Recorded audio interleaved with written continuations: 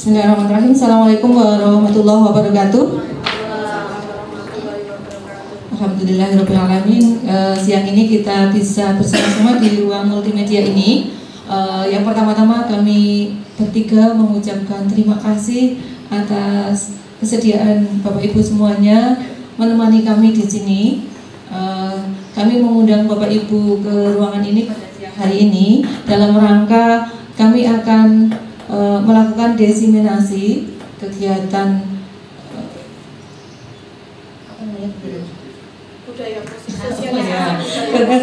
kegiatan aksi nyata dari budaya positif di sekolah. Nah, kami bertiga adalah calon guru penggerak angkatan 9. Monggo Bu Erni masuk mawon.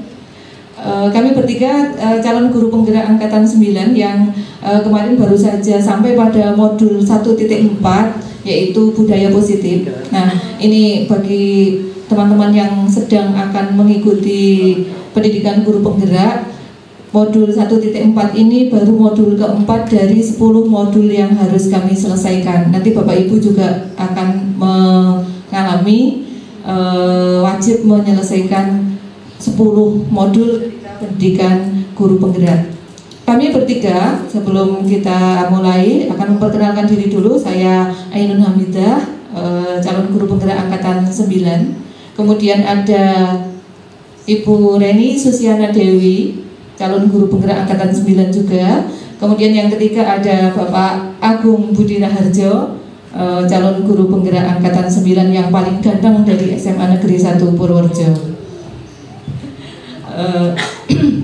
Untuk selanjutnya kami akan melakukan diseminasi ini yang diawali dengan paparan, kemudian nanti akan ada sesi tanya jawab, kemudian nanti di akhir kami mohon closing dari Bapak Wakakurikulum karena Bapak Kepala Sekolah tidak hadir, maka nanti kami mohon penutup arahan dan pengarahan dari Bapak Wakil Kepala Sekolah urusan kurikulum. Bapak Ibu yang kami hormati, akan kami mulai saja. Nanti kami akan bergantian memaparkan materi pada modul 1.4 yaitu budaya positif ini. Nanti diawali saya bagian awal, kemudian di bagian tengah nanti akan disampaikan oleh Bu Reni, kemudian di bagian akhir akan disampaikan oleh Pak Agung. Nah, kita mulai saja. Monggo Bu Reni. Nah, agendanya urutan pembelajaran kita siang ini adalah pembukaan, kemudian capaian lulusan, capaian umum dan capaian khusus, kemudian pemahaman inti, eksplorasi konsep dan refleksi. Nah, harapannya nanti setelah kita bersama-sama belajar modul ini, maka nanti kita akan memahami pentingnya mengetahui kebutuhan belajar dan lingkungan yang memfasilitasi seluruh individu di sekolah agar dapat meningkatkan kompetensinya secara aman dan nyaman. Kemudian yang kedua, mampu menggerakkan komunitas sekolah untuk bersama-sama mengembangkan dan mewujudkan visi sekolah yang berpihak pada murid dan berlandaskan nilai-nilai kebajikan universal. Jadi karena kita ini tidak seluruh guru yang ada di sini, maka harapannya nanti kita bisa menggerakkan minimal kiri kanan kita. Okay? Jadi nanti Bapak Ibu bisa dengan kiri kanannya tempat duduk atau depan belakangnya yang kebetulan tidak ikut di ruangan ini pada siang hari ini. Jadi tidak perlu langkah yang besar-besar, tapi kita cukup menularkan kepada 1-2 orang di sekitar kita saja, maka nanti akan berimbas ke seluruhnya. Jadi sedikit-sedikit tapi nanti akan kelihatan hasilnya. Kemudian berikutnya adalah capaian umumnya adalah konsep pendidikan menurut Ki Hajar Dewantara. Kemudian berikutnya melakukan evaluasi dan refleksi tentang praktik disiplin dalam pendidikan Indonesia secara umum. Kemudian yang ketiga adalah memahami peran untuk membangun budaya positif dengan menerapkan konsep disiplin positif dalam berinteraksi dengan murid. Capaian khususnya mengenal budaya positif, kemudian menerapkan strategi disiplin positif, menyusun langkah-langkah dan aksi nyata, kemudian bersikap reflektif dan kritis terhadap budaya di sekolah. Nah, di awal sebelum kita membahas apa itu di budaya positif, ini ada pertanyaan yang bisa kita jadikan sebagai acuan. Yang pertama, coba, kalau misalnya ada pernyataan bahwa hukuman itu dapat mendisiplinkan anak, hukuman dapat mendisiplinkan anak, bagaimana pendapat Bapak Ibu? Setuju atau tidak setuju? Kan biasa banget ya, hukuman gitu itu kan ya sekecil apapun mungkin kita pernah melakukan. Nah, kemudian kita setujukah kalau hukuman itu dapat mendisiplinkan anak? Coba mohon pendapatnya, coba dari depan Mbak Ayat, coba. Kalau saya cenderung ke setuju lagi. Oke, setuju. Kenapa Mbak? Karena ada konsekuensi yang harus diterima oleh anak ketika berbuat sesuatu. Oke. Jadi anak salah, kemudian hukuman itu sebagai konsekuensinya, kan? Oke. Berikutnya coba Pak Fajar mungkin.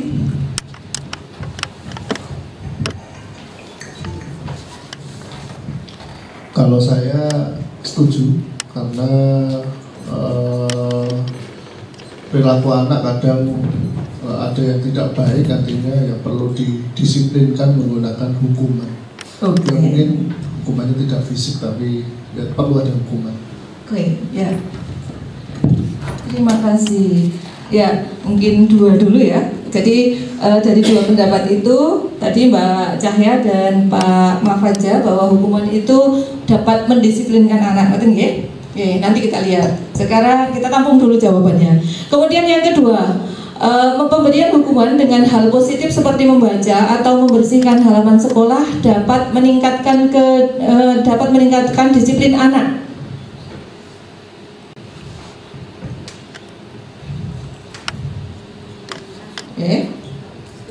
Oke, Bu Lucy.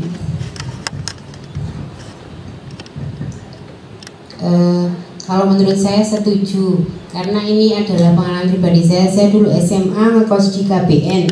Kebetulan saya tidak suka, maaf ya Pak Agung, pelajaran ekonomi.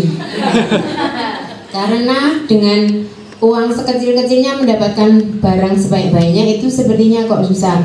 Terus jadi jam pertama itu saya sengaja terlambat, kemudian pintu gerbang sudah ditutup. Kalau dulu waktu zaman saya SMA itu anak yang terlambat itu memang disuruh membersihkan halaman. Jadi ada dibagi, kemudian disuruh nyapu. Nah setelah itu saya mikir kalau saya terlambat lagi nanti saya harus membersihkan halaman lagi. Sementara nanti saya ketinggalan pelajaran ekonomi, ya udahlah. Akhirnya menurut saya pemberian hukuman dengan hal positif itu karena akan memunculkan motivasi dari dirinya sendiri gitu ya. Jadi karena faktor internal, kalau yang dihukum itu malah kadang menyebabkan sakit hati.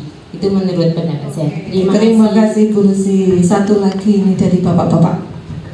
Pak Ian.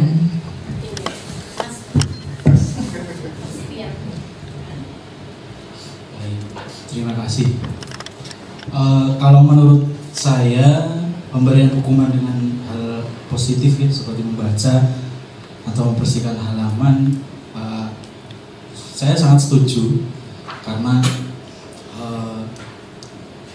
nantinya bisa menimbulkan sikap kebiasaan positif. Jadi dia nanti mungkin menjadi senang membaca ataupun senang membersihkan halaman, bukan halaman sekolah, mungkin halaman rumah seperti itu. Jadi dengan hukuman yang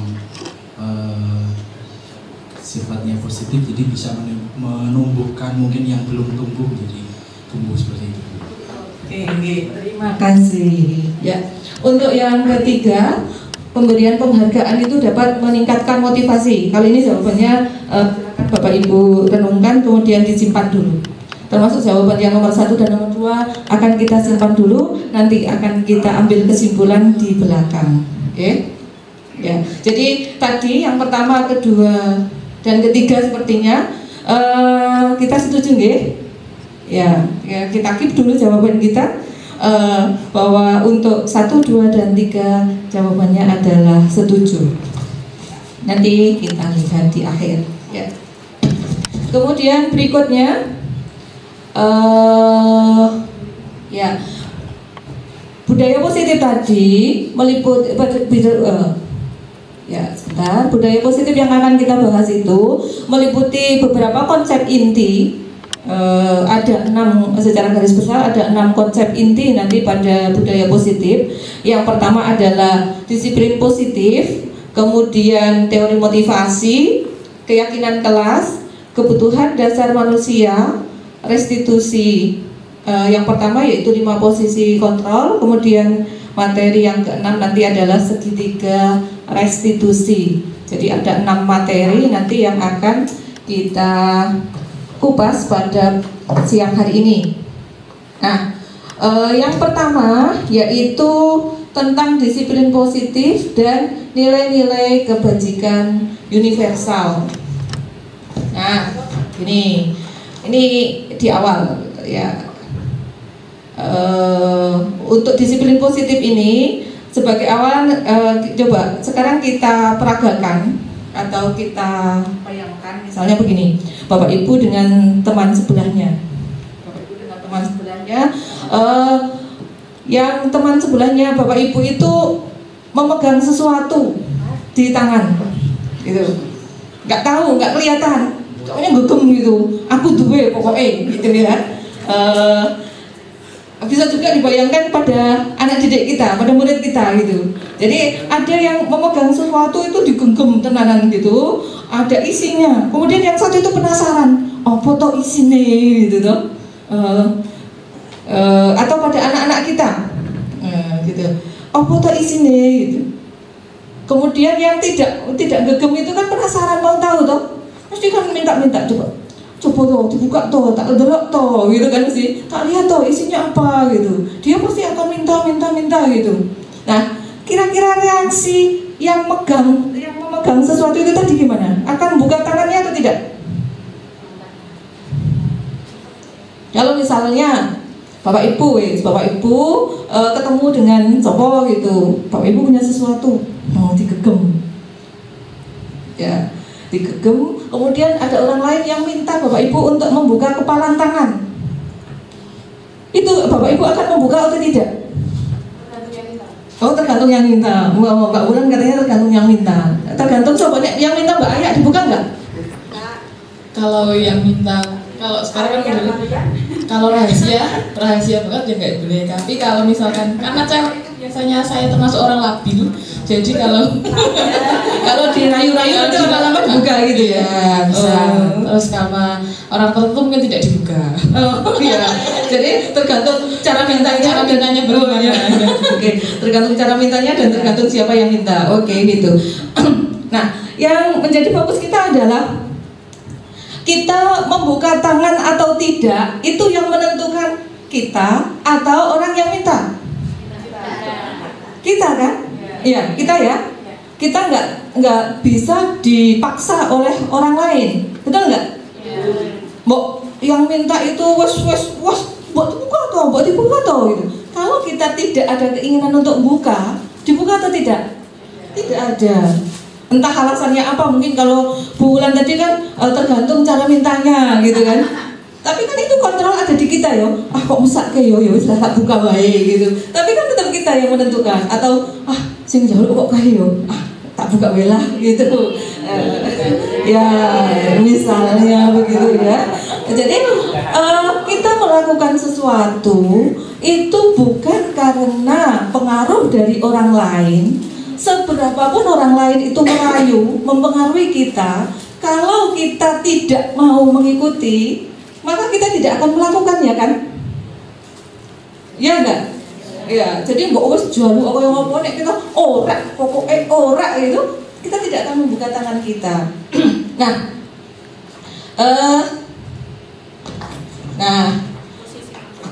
Iya. Ilustrasi tadi itu memberikan gambaran kepada kita bahwa kalau kita akan mempengaruhi murid, itu kira-kira bisa nggak? Kita ngongkon murid gitu, le, do, koe sinawo gitu. Kira-kira anak itu akan manut dengan kita atau akan manut dengan dirinya sendiri? Dengan dirinya sendiri, iya nggak? Iya nggak? Jadi meskipun kita merayu-rayu, meskipun kita memaksa-maksa, dia akan mengikuti kita atau tidak? Sebenarnya dia itu mengikuti kita atau mengikuti dirinya sendiri? Dirinya sendiri.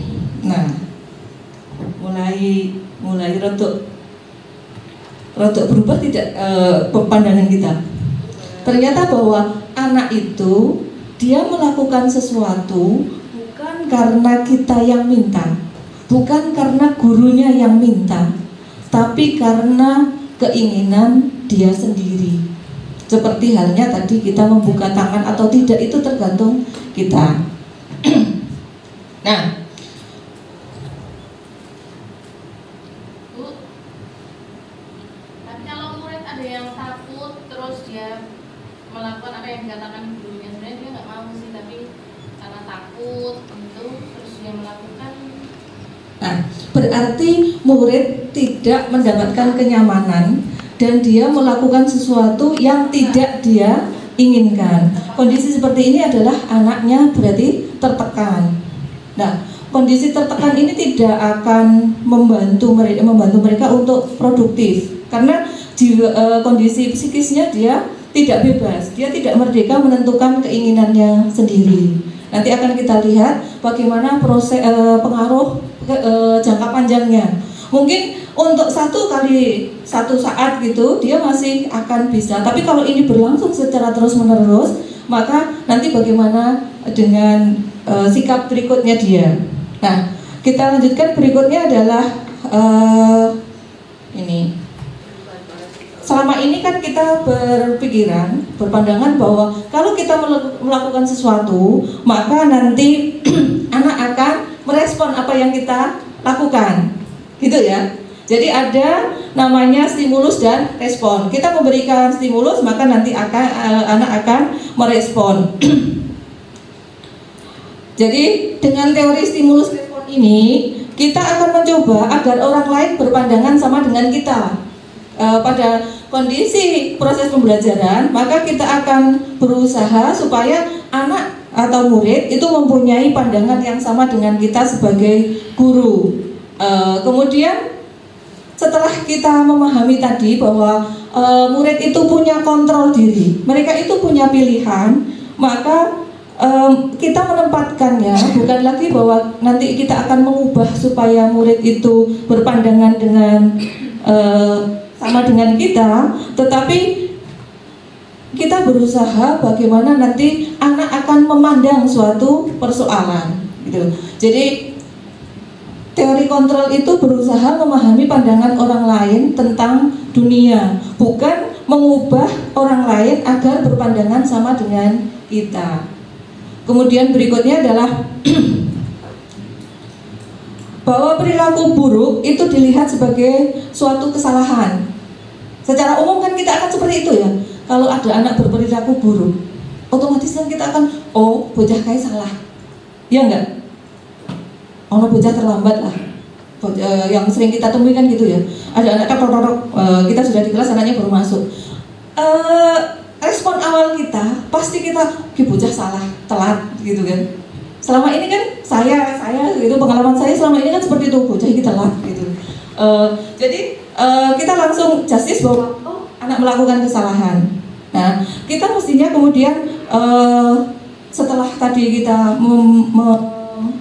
mempunyai bayangan bahwa orang itu mempunyai kontrol terhadap dirinya sendiri, maka kita akan berpandangan bahwa anak ini terlambat, ada alasannya pasti. Jadi sebelum kita melabeli bahwa itu salah, kita akan lebih dulu mencari informasi apa yang melatar belakangnya, apa tujuannya, seperti itu. Kemudian berikutnya adalah bahwa teori stimulus respon itu orang lain bisa mengontrol orang lainnya. Jadi seseorang bisa mengontrol orang lain. Kalau dia memberikan stimulus, maka orang lain akan merespon seperti itu. Teori stimulus respon kan seperti itu. Kemudian berkembang teori kontrol tadi, bahwa tidak ada orang yang bisa mengontrol orang lain. Kita tidak bisa dikontrol oleh orang lain. Kita bisa dikontrol itu kalau memang kita mau.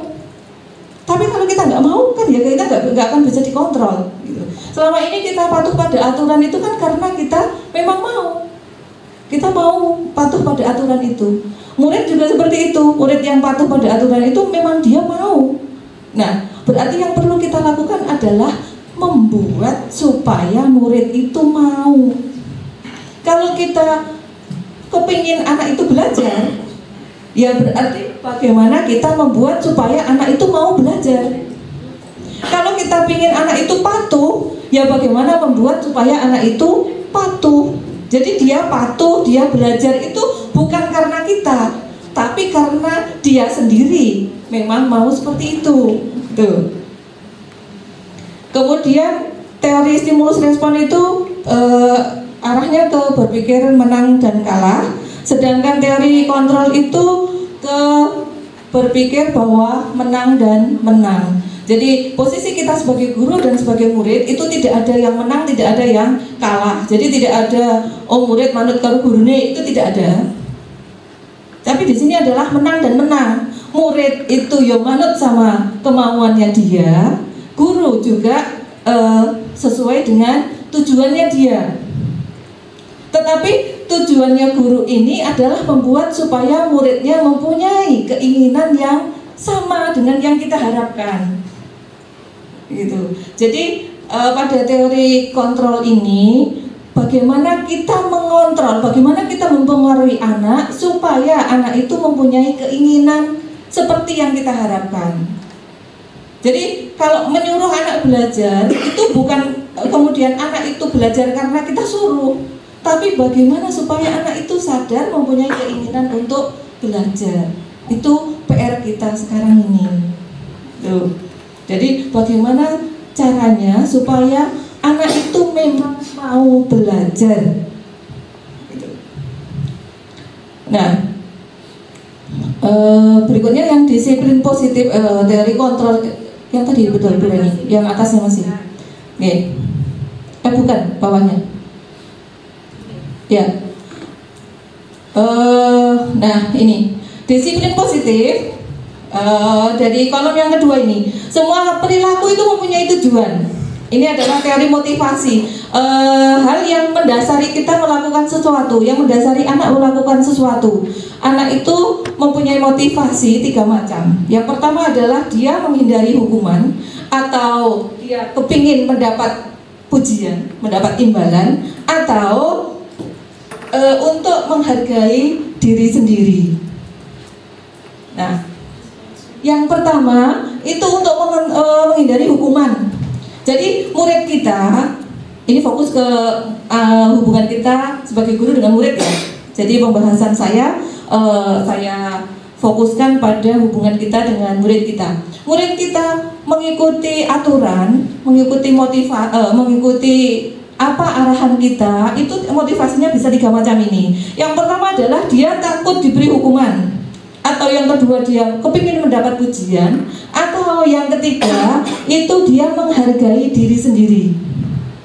Nah, yang sering kita temui yang mana dari ketiga ini? Menghindari hukuman. Iya. Kenapa kowe kok mangkat gasi? Nggak terlambat. Kenapa nggak terlambat? Nggak terlambat nanti nggak dihukum, nggak rentuk lebu, begitu kan? Kenapa kamu ngumpulkan tugas? Supaya tidak dimarahi oleh bapak ibu guru. Kalau kita nggak nagih, kira-kira ada nggak anak yang nggak ngumpul kan? Ada, gitu ya. Nah, tapi di antara sekian banyak anak kita, apakah semuanya nomor 1 alasannya? Tidak. Adakah yang nomor 2? Kepingin mendapatkan imbalan. Imbalan di sini biasanya adalah penghargaan, pujian, nilai yang bagus, gitu. Nilai bagus itu termasuk pada penghargaan ya. Ada nggak yang motivasinya itu? Ada, banyak ya, banyak. Kemudian ada nggak yang motivasinya itu yang ketiga? Untuk menghargai diri sendiri gitu, nggak peduli nek misalnya aku telat rapopo ya wis beni. Misalnya aku ngumpul ke gasik tapi bijinya nanti kalah dengan yang ngumpul ke carry, yo rapopo gitu. Ada nggak di antara murid kita yang seperti itu? Ya mungkin ada juga. Tapi secara umum biasanya anak-anak itu ada di motivasi yang pertama dan kedua. Lah, motivasi pertama dan kedua ini sifatnya bisa permanen atau tidak? Takut dihukum. Takut dihukum. Ketika tidak ada hukuman berarti takut apa enggak? Enggak. Jadi dia patuh ketika takut dihukum itu. Ada hukumannya kemudian dia takut. Kemudian dia patuh. Dia belajar karena ada PR gitu. Kemudian alasan yang kedua untuk mendapatkan imbalan. Ketika imbalan itu enggak ada, Bu ini dikumpulnya apa enggak? Bu ini dinilai apa enggak? Nek maju ke depan itu kan biasanya anaknya gitu, Ibu ini masuk nilai apa enggak? Gitu. Kadang-kadang saya mengalami sendiri, begitu maju kemudian ditanyai namanya atau dicateti gitu. Kalau kelihatan saya nulisin namanya, tadi yang mengerjakan ini siapa ya, aku tuh rebutan yang maju. Tapi begitu saya diam saja sambil maju itu pertanyaannya, Ibu ini dinilai apa enggak? Nggih mboten? Iya. Jadi anak-anak berarti ada pada taraf motivasi yang kedua. Jadi tapi meskipun ini tidak permanen tapi masih bagus lah. Mereka masih tetap punya motivasi gitu. Tetapi alangkah lebih baiknya kalau kita bisa sampai pada level yang ketiga. Jadi level 1 dan 2 ini sifatnya kan nggak permanen. Ketika yang menjadi motivasi itu nggak ada, bisa jadi tindakannya kemudian berubah. Ketepatan waktunya mungkin jadi wong ra dihukum gitu. Coba kalau pagi-pagi itu pintu gerbang itu tidak ada yang jaga, kemudian anak itu dibebaskan masuk sak-sake jam berapapun, kira-kira anak-anak kita yang telat banyak nggak? Banyak. Iya. Jadi alasan nomor 1 itu masih banyak. Meskipun ada juga yang sudah sampai pada level nomor 3 gitu. Nah, tugas kita adalah mengarahkan supaya semua anak-anak itu mempunyai motivasi pada level yang ketiga.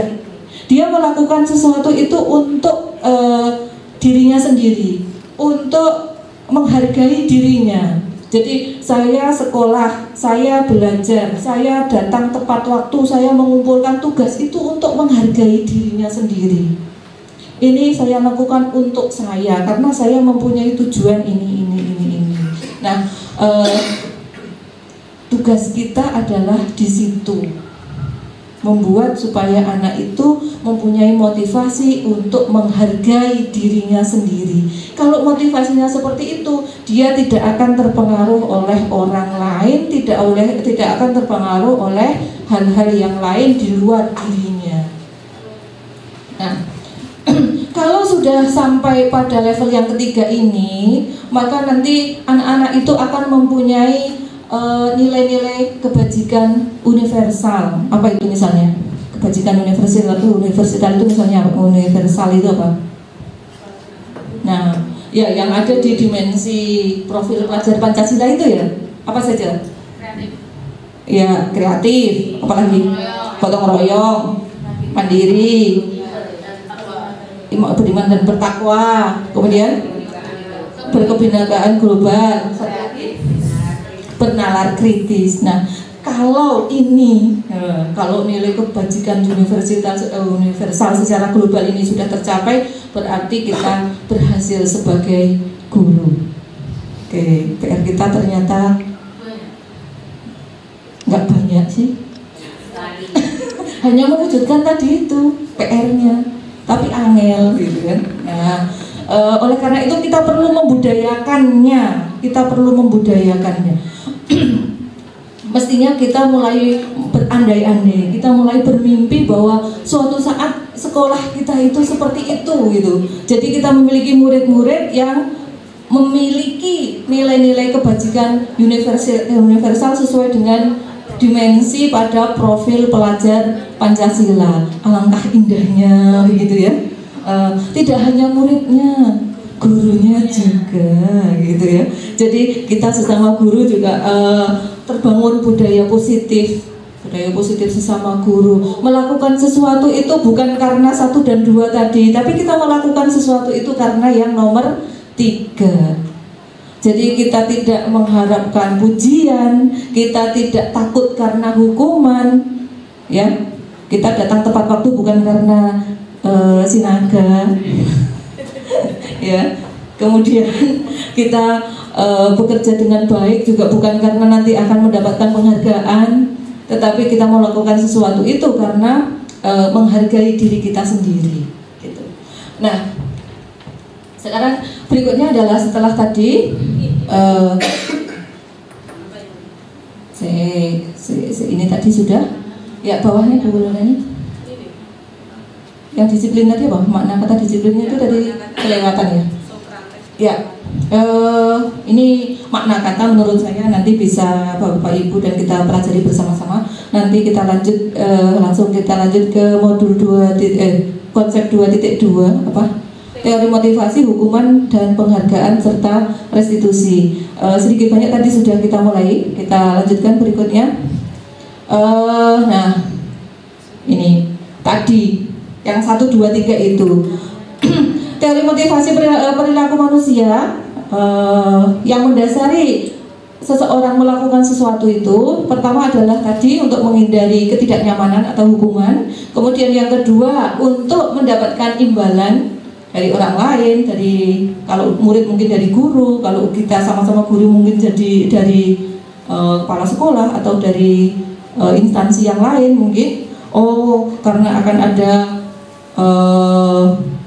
perebutan piala misalnya, kategori guru berprestasi misalnya, kemudian kita mau lakukan hal-hal baik, tapi nanti ketika itu selesai kemudian semangat ini gitu, itu berarti motivasinya masih pada level yang kedua. Tapi kalau kita sudah pada level yang ketiga, bahwa kita melakukan segala sesuatu itu motivasinya adalah untuk menghargai diri kita sendiri, maka kita tidak akan terpengaruh oleh kondisi-kondisi di luar kita. Itu motivasinya sudah motivasi internal, ya. Oke, berikutnya Bu Reni.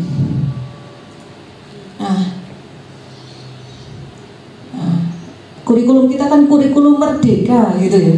Gurunya juga istilahnya merdeka mengajar. Kita punya PMM, platform merdeka mengajar. Sebenarnya merdeka itu apa sih gitu ya? Ya, merdeka menurut Ki Hajar Dewantara adalah tidak hanya terlepas dari perintah, akan tetapi juga cakap untuk memerintah diri sendiri. Jadi kita melakukan sesuatu itu bukan karena diperintah orang lain, tetapi kita juga bisa menciptakan sendiri. Oh, saya harus memerintah diri saya untuk apa? Misalnya, saya harus datang tepat waktu. Tidak ada aturan seperti itu, tapi kita memerintahkan diri kita sendiri. Kowe mangkato saurunge jam kerja misalnya gitu. Kalau batas masuknya jam 6.45, maka kita akan memerintah diri kita sendiri. Kamu harus berangkat sebelum 6.45. Nah, itu merdeka. Jadi kita berangkat itu bukan karena aturan sekolah 6.45. Kalau itu nggak merdeka namanya. Jadi kita merdeka itu kalau kita yang memerintah diri kita sendiri. Kalau kita bisa memerintah, kamu berangkat sekolahnya jam 6.30 misalnya. Jadi berangkat 6.30 itu bukan karena aku nek kepala sekolah wis nek sekolahan men ketok nek sregep misalnya gitu. Bukan karena itu. Kita tidak akan terpengaruh nek sekolahan kin kowe wis ono wong apa urung. Tapi kita punya motivasi sendiri. Memang saya berangkat 6.30 karena mau apa? Oh, sampai sekolahan saya mau menyiapkan dulu ini. Nah, itu berarti kita merdeka. Kita mengatur diri kita sendiri. Tapi kalau kita berangkat sekolah 6.45, kenapa 6.45? Beli 6.45 kok. Berarti kita merdeka atau tidak kalau seperti itu? Tidak. Ya, kita belum merdeka. Kita masih dipengaruhi oleh aturan. Jadi sebenarnya aturan itu memerdekakan atau tidak? Ya, aturan itu memerdekakan atau tidak? Ya, Kalau kita masih merasa terpaksa oleh aturan itu, berarti kita tidak merdeka. Tapi aturan itu diperlukan, karena kan tidak mudah untuk membuat diri kita merdeka. Wah, saya merdeka berarti aku mangkatnya jam 8, misalnya gitu kan. Nah, itu merdeka tapi menghargai diri sendiri apa enggak? Ya, itu berarti kan tidak menghargai diri sendiri. Karena apa? Karena itu bertentangan dengan norma yang ada. Lu kan merdeka gitu. Tapi kan kita akan menerima konsekuensi lain karena kita tidak sesuai dengan norma yang berlaku. Jadi merdeka itu kita bisa memerintah diri kita sendiri dan tidak bertentangan dengan norma yang berlaku di sekitar kita. Berikutnya, nah berikutnya adalah, tadi itu penghargaan. Kira-kira kalau anak itu kita beri hadiah gitu, anaknya semangat nggak? Semangat ya. Anak-anak yang bisa mengerjakan dengan baik nanti akan mendapatkan voucher makan di kantin, gitu. Anak-anak rebutan nggak kira-kira? Rebutan. Semakin besar hadiah yang kita berikan, semangatnya akan semakin tinggi atau tidak? Ya, itu pertama dari suatu kantin. Sing sangune banyak mungkin neng jajan ning kantin saya bisa sendiri gitu. Tetap aja nggarap misalnya. Kemudian dinaikkan levelnya. Sopo sing nanti bisa menjawab semuanya dengan cepat dan benar akan dapat levelnya naik. Misalnya orang tidak kantin lagi, voucher untuk makan-makan di mana misalnya rumah makan yang hit bagi anak-anak gitu. Semangatnya pasti akan tambah lagi gitu. Tetapi ketika penghargaan itu dibiasakan, kita terbiasa, wah pasti kalau misalnya kalau Bu Armina yang mengajar, nanti kalau nilainya paling bagus pasti dapat hadiah. Suatu saat Bu Armina tidak memberikan hadiah. Kecewa. Ya, anak-anak kecewa tidak? Kecewa. Ya. Nah, sehingga penghargaan itu di awal-awal kelihatannya itu memberikan apresiasi positif bagi anak. Tetapi ternyata juga berdampak apa? Dengan tadi berarti berdampak pada anak-anak merasa ketergantungan atau tidak? Iya. Ya. Jadi membuat anak ada rasa ketergantungan. Jadi ketika melakukan sesuatu karena mengharapkan hadiah, kemudian suatu saat hadiah itu tidak ada, maka dia akan kecewa. Nah, kalau sudah kecewa ini bisa saja dampaknya menjadi lebih tidak baik lagi. Allah, saya kira mau hadiah, yuk. Nah, gitu. Nah, kemudian penghargaan ini juga mematikan kreativitas. Kok bisa yuk? Ya, mematikan kreativitas ya. Yuk tidak mau tadi itu. Maka usah. Atau kalau tidak, bagi anak-anak yang kan yang diberi penghargaan tidak mungkin semuanya kan. Misalnya yang diberi penghargaan 1, 2, 3, yang berada di posisi 4, 5, 6, 7, 8, 9, 10, 11 sampai 36. Dia kan kemudian seolah-olah kemudian tersisih. Oh iyalah, ya wis lah mesti kaya terus. Akan seperti itu. Kemudian mengurangi motivasi intrinsik tadi, mengurangi motivasi untuk melakukan sesuatu karena dirinya sendiri. Jadi mungkin dia ada sih keinginan untuk dirinya sendiri, tetapi lebih besar karena mengharapkan penghargaan dari luar tadi itu. Yang lambat laun ini bisa kemudian menghilangkan motivasi dari dalam dirinya sendiri. Kulino terlalu sering dapat penghargaan, kemudian dia tidak memiliki motivasi dari dalam dirinya. Oke, lanjut berikutnya Bu Reni. Nah, ini tadi kita belum membahas apa bedanya hukuman atau konsekuensi ya. Ada hukuman, ada konsekuensi. Di slide berikutnya ada betul? Oh ya, oke. Ini tebak-tebakan dulu, gitu. Jadi ada istilah hukuman, ada istilah konsekuensi. Kira-kira sama nggak itu hukuman sama konsekuensi itu? Hukuman sama konsekuensi itu beda apa enggak? Beda. Ada bedanya apa enggak gitu aja lah. Nek miripnya kan ada gitu ya. Kalau hukuman sama konsekuensi itu kan ada miripnya. Nah, tapi ada bedanya enggak? Ada. Oke. Sekarang kita lihat coba dari beberapa contoh yang ada di sini. Nek pertama, mencatat 100 kali dalam buku kalimat saya tidak akan terlambat lagi. Ketika anak terlambat disuruh nulis seperti itu hukuman atau konsekuensi? Hukuman atau konsekuensi? Hukuman. Oke. Kemudian berikutnya, kalau lari mengelilingi lapangan basket 2 kali karena terlambat juga, hukuman atau konsekuensi? Hukuman. Kemudian murid diminta untuk push up 15 kali karena tidak menggunakan masker ke sekolah.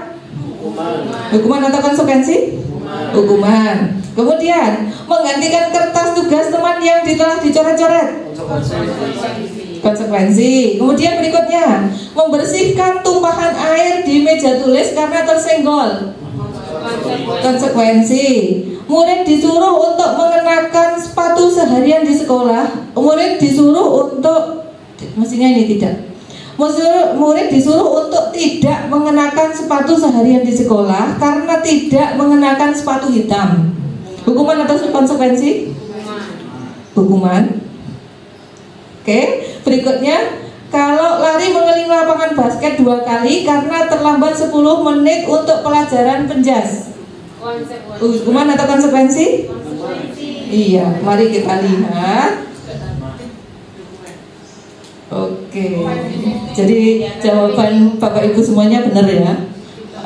Oke, jadi yang pertama itu hukuman. Ya, sekarang apa bedanya hukuman dan konsekuensi? Ya, hukuman, Bapak Ibu bisa membandingkan di depan itu sesuatu yang menyakitkan harus terjadi. Jadi hukuman itu sifatnya menyakitkan, ya, sakit gitu ya. Oke. Kemudian sedangkan konsekuensi adalah sesuatu yang seharusnya memang terjadi, sesuatu yang harus terjadi. Kemudian hukuman itu membuat anak sakit, baik mungkin fisik atau hatinya dalam jangka waktu yang lama. Sedangkan konsekuensi adalah membuat anak merasa tidak nyaman, tapi sebentar saja. Kemudian dampaknya anak membenci kedisiplinan. Sedangkan konsekuensi anak itu menghargai disiplin. Tadi misalnya ada anak terlambat, kemudian disuruh nulis 100 kali. Kira-kira dia jengkel nggak? Sakit hati nggak? Iya. Nah, ini pernah mengalami sendiri kan? Kemudian ada rasa benci nggak? Iya. Masih kelingan sampai sekarang, berarti betul-betul sakit hatinya itu tenanan gitu, karena sampai sekarang masih diingat. Oke, jadi hukuman itu membuat rasa sakit hati, kemudian bertahan lama sakit hatinya itu, bahkan sampai sekarang sudah tidak jadi murid masih sakit hati gitu. Kemudian hukuman itu sifatnya memaksa, sedangkan konsekuensi itu adalah tanggapan dari sesuatu kejadian ya. Jadi satu kejadian konsekuensinya apa? Kemudian mendorong anak untuk menyakiti diri sendiri kalau hukuman itu. Sedangkan konsekuensi arahnya adalah membuat anak untuk menyesuaikan diri. Terlambat penjelas kelas, kemudian dia suruh lari dulu karena yang lain sudah pemanasan. Jadi kan dia nggak bisa langsung ikut teman-temannya memang. Konsekuensinya apa? Dia harus lari dulu untuk pemanasan. Itu konsekuensi. Tapi kalau terlambat dia suruh lari, tiba-tiba kamu terlambat kemudian lari sekeliling lapangan, itu hukuman karena dia malu. Kan bisa juga dia sakit hati. Oh, telat, dia nggak tahu telatnya kenapa kan? Mungkin terlambat di jalan dia kenapa misalnya? Sudah di jalan misalnya terkena alangan, ban bocor misalnya, kemudian terlambat sampai di sekolah suruh lari keliling lapangan. Ya. Oke, berikutnya nanti yang restitusi akan ada bagian tersendiri di belakang, nanti akan disampaikan oleh Pak Agung. Jadi yang saya sampaikan tadi adalah disiplin dan teori kontrol.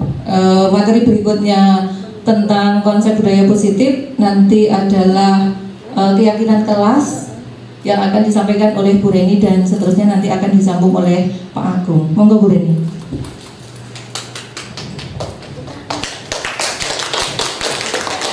Terima kasih Bu Ainun ya. Materi selanjutnya yaitu tentang keyakinan kelas ya. Keyakinan kelas itu nanti kita ada sedikit pertanyaan ya. Sebenarnya ini mengapa tidak peraturan saja? Mengapa harus keyakinan kelas? Jadi tadi masih berhubungan dengan materi yang sebelumnya. Tadi terkait hukuman. Mengapa hukuman itu ternyata seperti ini? Lebih baik kata-katanya itu konsekuensi atau nanti restitusi ketika di bab akhir pembelajaran tentang budaya positif. Nah, mengapa kita memiliki peraturan yang harus menggunakan helm pada saat mengendarai kendaraan bermotor roda 2, ini maksudnya roda 2. Nah, kemudian mengapa kita memiliki peraturan 3M ini waktu pandemi kemarin, menggunakan masker, mencuci tangan, dan sebagainya. Mengapa kita memiliki peraturan harus datang tepat waktu pada saat mengikuti pelatihan. Jadi mengapa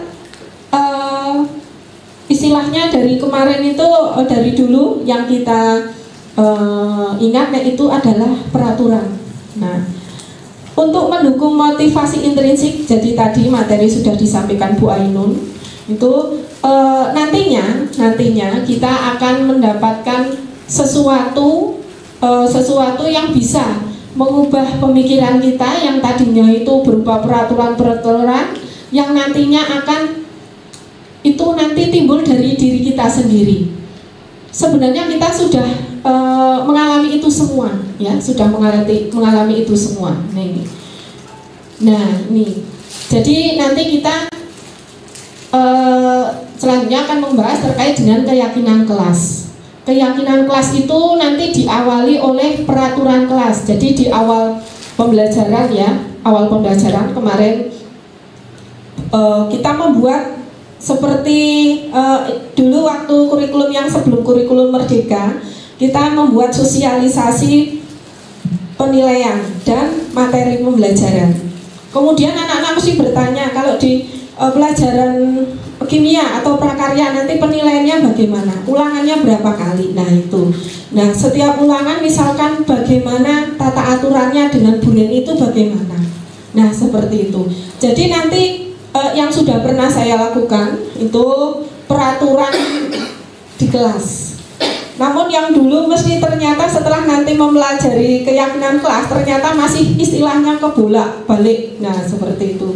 Kemudian dari peraturan kelas itu nanti akan meningkat lagi menjadi keyakinan. Oh berarti misalkan ulangan itu tidak boleh meminjam peralatan tulis menulis, nanti nilainya akan dibagi 2 atau apa. Nah nanti konsekuensinya nanti bisa melihat jawaban temennya, bisa nanti oleh bapak atau ibu guru nanti dikira nyontek. Nah dikira nyontek. Jadi nanti ada sesuatu hal yang diyakini.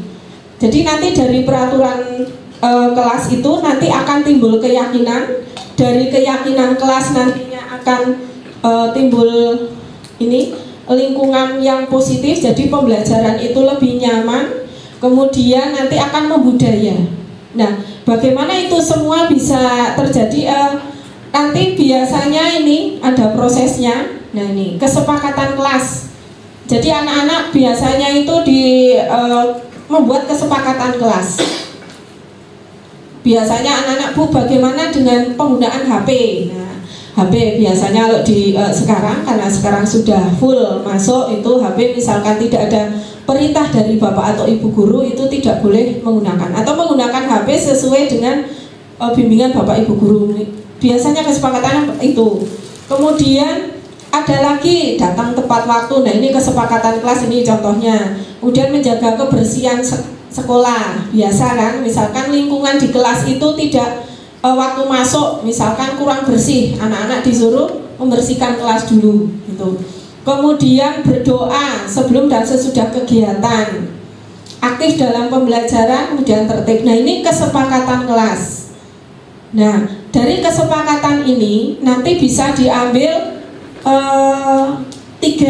Nah, contoh ini, kami guru dan murid saling menyayangi. Tadi kan dari kesepakatan kelas, misalkan pada saat saling menyayangi itu pada saat diskusi mungkin ya, pada saat belajar tadi kan aktif dalam pembelajaran. Pembelajaran itu anak-anak biasanya aktif, misalkan bertanya, diberi waktu untuk bertanya. Misalkan yang presentasi misalkan anak-anak teman-temannya itu bertanya, nah kemungkinan menjawabnya itu mereka berdiskusi dulu menjawabnya, berarti mereka kan saling menyayangi agar pertanyaan itu ini terjawab dari teman-teman pada saat presentasi atau pada saat diskusi. Ada temannya yang belum bisa dalam membuat ini PPT atau apa, nah itu diajari. Jadi saling bekerja sama, berkolaborasi. Itu contohnya. Itu sesama murid, sesama guru juga bisa. Jadi pada saat diskusi pun guru itu memberi arahan diskusi. Nah itu kesepakatan kelas yang pada awal mulanya aktif dalam pembelajaran. Tertib juga bisa menjadi rasa saling menyayangi agar nantinya ke depannya anak itu menjadi terbiasa dengan suasana yang tertib gitu. Kemudian yang kedua, kami murid semangat belajar. Nah ini dalam aktif pembelajaran, semangat membersihkan kelas pun juga bisa wujud dari semangat belajar. Karena nanti biar suasananya itu nyaman gitu. Kemudian yang ketiga, kami murid peduli terhadap teman-temannya tadi, peduli membantu temannya yang tidak bisa. Jadi nanti dalam diskusi tadi, diskusi kelompok, temannya yang tadinya belum bisa menjadi bisa. Kemudian nantinya ketika presentasi bersama-sama ya peduli dengan temannya, nanti kan mengajari mungkin biasanya temanya ada berbeda. Nah, misalkan dia mendapatkan tema di dalam suatu diskusi, misalkan temanya ditentukan A B C D E. Nah jadi nanti berkelompok sesuai tema. Jadi nanti agar bisa semuanya menjadi tahu. Nah itu wujud dari peduli. Nah, kemudian dari mana yang merupakan keyakinan kelas. Jadi tadi dari kesepakatan kelas ini diambil 3 ya. Jadi nanti diyakini bahwa di dalamnya itu nanti ada rasa saling menyayangi, kemudian semangat belajar, kemudian murid itu peduli. Nah itu. Jadi awal mulanya kan kesepakatan, anak-anak disuruh mengungkapkan pendapatnya, kesepakatan kelasnya apa. Kemudian nanti dari kesepakatan kelas itu nanti disetujui yang mana. Nah, kemudian dari kesepakatan itu nanti diambil juga kalimat yang positif. Nah ini kan kami guru dan murid kan tidak ada kata-kata dilarang, tidak boleh seperti itu kan. Ini di sini kata-katanya saling menyayangi, semangat belajar, peduli. Nah seperti itu. Ternyata dari keyakinan tadi, nanti dalam pendalaman keyakinan kelas itu dapat digambarkan menggunakan tabel T dan Y. Nah ini sesuatu hal yang baru yang kami pelajari di pendidikan guru penggerak ini. Keyakinan kelas tadi. Nah ini tabel yang Y ini terdengar, terlihat, berperilaku. Kemudian kalau yang P yang tampak seperti dan yang tidak tampak. Nah contoh di sini tadi kan berdoa ya, di awal-awal itu kesepakatannya berdoa sebelum dan sesudah pembelajaran. Di dalamnya karena kita itu sekolah menengah atas, itu sekolah umum, SMA 1 Projo sekolah umum. Jadi di dalamnya mungkin ada kelas tertentu yang kelasnya ada penganut berbagai macam agama. Nah, di sini ada timbul rasa hormat. Nah, kami yakini bahwa sangat penting untuk menghormati semua orang dan barang milik orang lain. Nah, itu menghormati juga ketika berdoa. Menghormati barang orang lain itu juga kita tidak merusak. Kita menghargai juga ya, tidak merusak dan sebagainya. Nah, di sini hormat itu yang terdengar mungkin apa? Kalau ketika ada rasa hormat itu yang terdengar apa? Ini contohnya satu saja ya, yang hormat saja. Nanti contoh yang bekerja diterima dan dimiliki, nanti bisa. Nah, tadi yang hormat itu, kalau yang terdengar apa? Suasana di kelas itu ketika saling menghormati. Yang terdengar apa? Mungkin kalau yang terdengar itu di dalamnya itu biasanya kalau saling menghormati itu kira-kira kelasnya itu nyaman apa kurang nyaman, apa tertib apa tidak tertib. Nah, itu kan terdengar semuanya saling menghormati. Berarti tidak ada apa? Konflik. Nah, itu tidak ada konflik ya, bisa. Itu yang terdengar, ini yang bagian atas karena tulisannya itu kecil ya, ini yang terdengar ini. Oh, slideshow, ya, iya guys. Tadi karena mati ya, di slideshow yang tadi mati, ini muka-muka orang mati. Nah, terlihat ya, tadi itu mati masalahnya, itulah. Terdengar, berarti tidak ada konflik tadi ya. Kalau yang terlihat, berarti yang terlihat itu bagaimana? Antara ini misalkan saling menghormati, yang terlihat apa? Coba. Rukun. Kalau rukun yang terlihat oleh kasat mata apa Bu Arwina tadi? Kan rukun udah betul ya, terdengar rukun itu terlihatnya aman. Kalau aman itu berarti tidak ada yang saling bagaimana? Mukul, nonjok itu kan tidak ada ya. Nah, itu yang terlihat. Jadi ada rasa menghormati, tidak ada percekcokan, tidak ada yang mengeluarkan kata-kata yang kurang baik gitu, yang tidak baik. Gitu. Kemudian ada lagi yang berperilaku. Kalau rasa saling menghormati, perilakunya bagaimana? Kalau rasa saling menghormati, ya tadi rasa menghormati. Perilakunya itu sopan gitu ya. Jadi misalkan terhadap guru, misalkan mau bertanya, tunjukkan jari apa tangan gitu. Pak mau bertanya, mohon maaf. Nah, misalkan menghormati terhadap guru ya tadi. Contoh yang lain lagi misalkan terhadap teman. Mungkin pada saat diskusi ada pendapat, mohon maaf misalkan saya ada pendapat seperti ini, kira-kira bagaimana. Nah, itu dari kata-kata tadi. Itu perilakunya. Dari tutur kata juga bisa ya. Perilaku itu tidak hanya seperti ini ya. Berarti saya di sini terus ya. Itu. Kemudian yang berikutnya ini contohnya tadi ya, yang hormat. Kemudian contoh yang berikutnya yang tabel T. Tampak seperti, tidak tampak seperti. Nah, masih sama dengan yang tadi ya. Yang tidak tampak kira-kira yang bagaimana? Yang terdengar, terlihat, atau yang berperilaku, yang tidak tampak? Yang dari rasa hormat tadi. Nah, Bu Yuli. Nah, tadi kan sudah diberi contoh yang hormat ya. Hormat itu ada yang terdengar, terlihat, dan berperilaku. Jika itu merupakan tabel T yang sebelah kiri ya tampak di itu kan, yang sebelah kiri tampak seperti. Nah, yang tampak itu yang terdengar, terlihat, atau yang berperilaku? Yang tampak berarti yang berperilaku ya Bu, yang terlihat ya. Tadi kan tidak ada ini ya. Berarti yang tidak tampak itu yang terdengar dan yang terdengar itu kan tidak tampak, cuma mendengar. Oh, itu kelas 12 MIPA 3 itu tidak rame, tidak gaduh, itu kan terdengar. Sini orang berpendapat saling menghormati, tidak ada percekcokan, itu kan terdengar. Nah, itu contohnya. Kemudian contoh yang lain itu bisa tadi, yaitu tadi bekerja itu kan aktif dalam pembelajaran, itu diterima dan dimiliki, bisa nanti di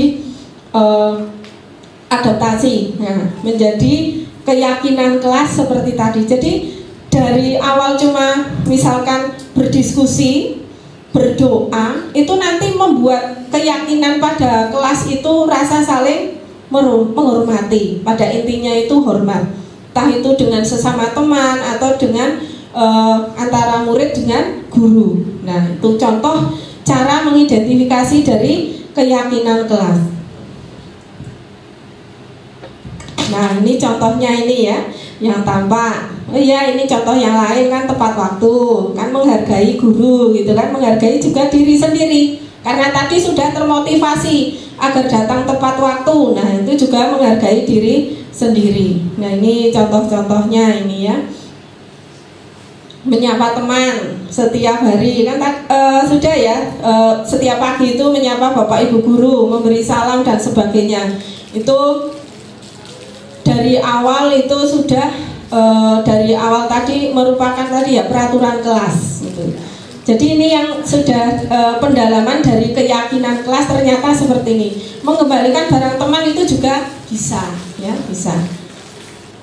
Ya ini yang terdengar, ini yang terlihat, nah ini contoh-contohnya ini. Senyum juga bisa, itu wujud saling menghormati itu. Ternyata sangat luas sekali. Nah, nanti lanjut. Nah, sekarang ini kita harus bisa ini ya sekarang, karena tadi sudah saya beri contoh ya yang terkait dengan keyakinan kelas dari aturan yang tadinya itu di otak kita itu merupakan aturan. Nah, nanti akan menjadi suatu keyakinan. Nah, sekarang seperti tadi kita main tebak-tebakan lagi ini. Selalu kembalikan buku ke tempatnya. Ini merupakan wujud apa? Tadi kan hormat juga bisa, tapi wujud yang lain mungkin apa coba? Yuk geser Bu Yuti. Nah, sekarang Bu Yunita. Ketika misalkan saya meminjam bolpoinnya Bu Yunita, kemudian saya mengembalikannya, itu merupakan wujud apa? Tanggung jawab. Ya, tanggung jawab. Nah, sekarang sebelahnya, sebelah belakang ini dulu Bu Lucy ya. Dilarang mengganggu orang lain.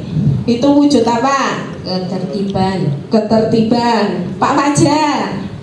Hadir di sekolah 15 menit sebelum pembelajaran dimulai. Ketertiban. Ketertiban.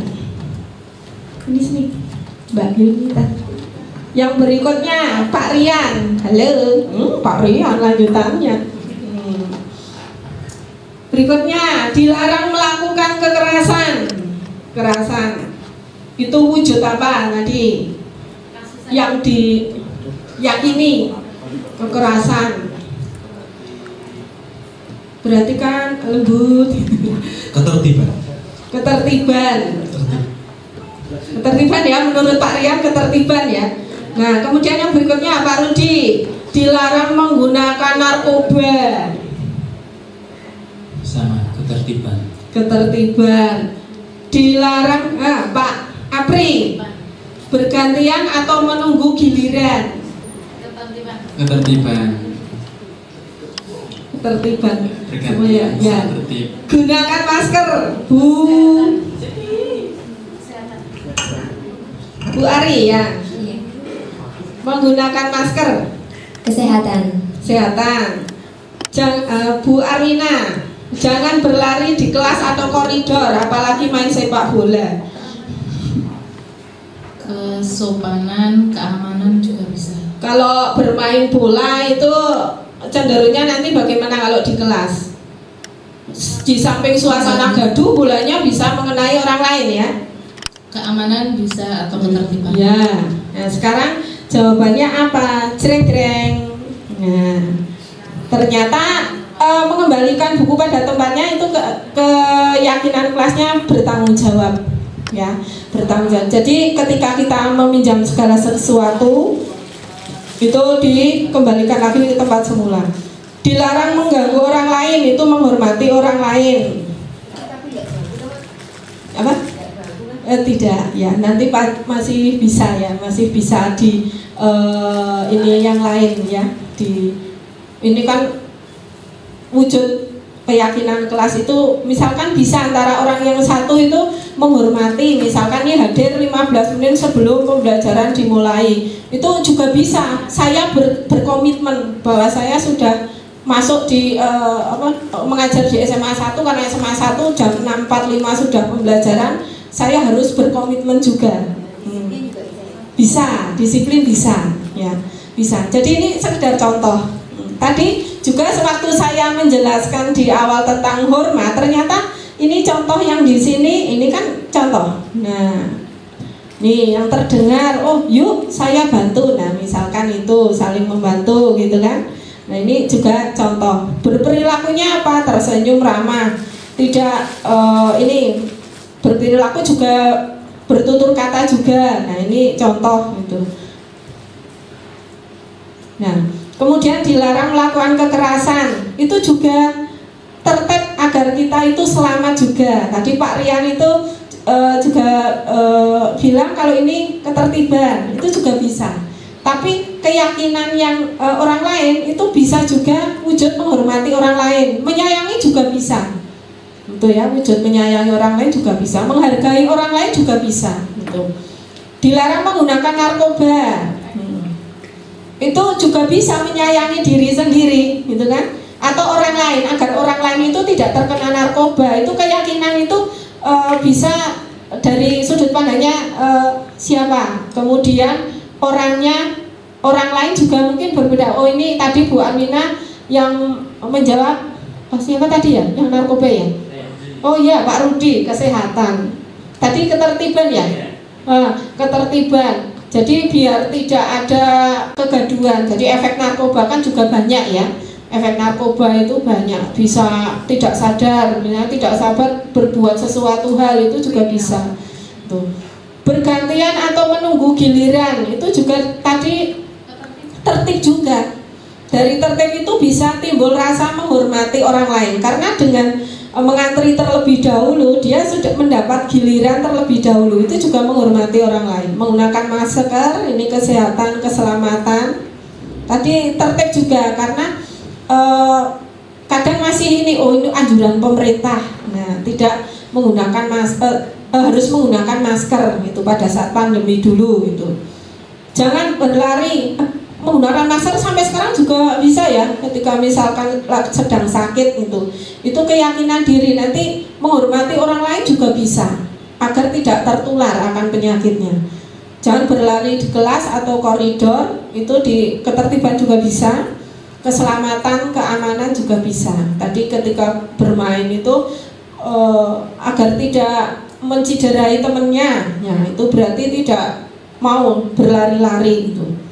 Nah, kemudian ini keyakinan kelas. Dari keyakinan kelas tadi, ini sesuai dengan tadi gambar yang bulat-bulat itu. Nah, ini dari keyakinan kelas itu lingkungannya akan menjadi positif. Tadi kan tidak ada kata dilarang, gitu kan, dilarang, tidak boleh gitu. Keyakinan yang positif dari lingkungan akan menimbulkan lingkungan itu menjadi positif, menjadi nyaman. Dan dari lingkungan tadi akan timbul budaya yang baik, budaya yang positif, yang tadi sudah diyakini oleh guru maupun sudah diyakini oleh murid. Nah, kemudian yang selanjutnya ini tadi yang ketiga, yang keempat itu kebutuhan dasar manusia dan dunia berkualitas. Nah, kebutuhan dasar manusia itu pada prinsipnya itu ada 5. Bertahan hidup yang tengah ya. Kemudian yang sebelah kiri atas itu ada kasih sayang dan rasa diterima. Kemudian yang bintang itu penguasaan. Yang gambar kupu-kupu itu menunjukkan kebebasan. Yang balon itu kesenangan gitu. Nah, kebutuhan akan bertahan hidup. Nah, tadi sampai mana? Contoh kebutuhan yang bertahan hidup ini mudah, ini pembahasan yang kebutuhan dasar manusia. Iya, Bu Wulan. Bertahan hidup itu contohnya makan.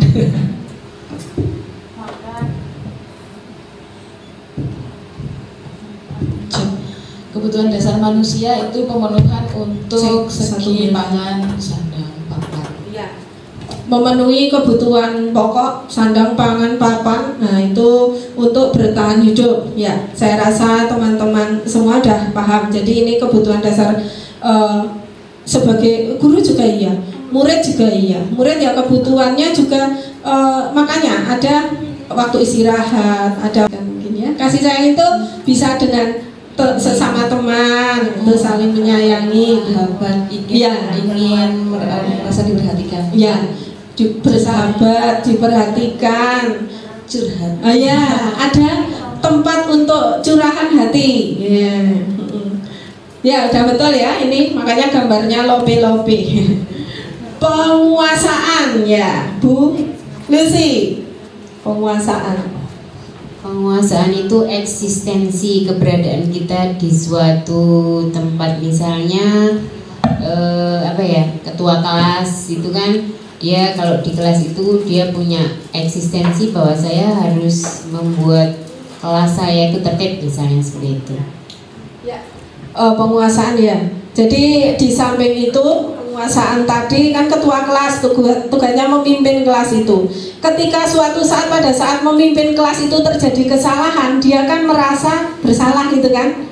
Misalkan ada pada saat diskusi ada perdebatan. Nah, dia berusaha untuk mencari solusi. Nah, ketika belum ada solusi, nah itu juga merasa bersalah. Atau ada temannya yang ini mungkin ada yang berantem. Nah, itu misalkan itu juga dia pada saat memimpin kelas merasa bersalah juga. Nah, itu penguasaan di kelas.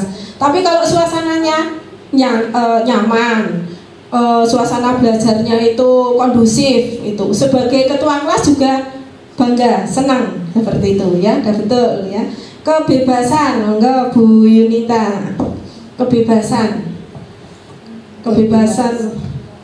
Mungkin saya pikir kesenangan lagi.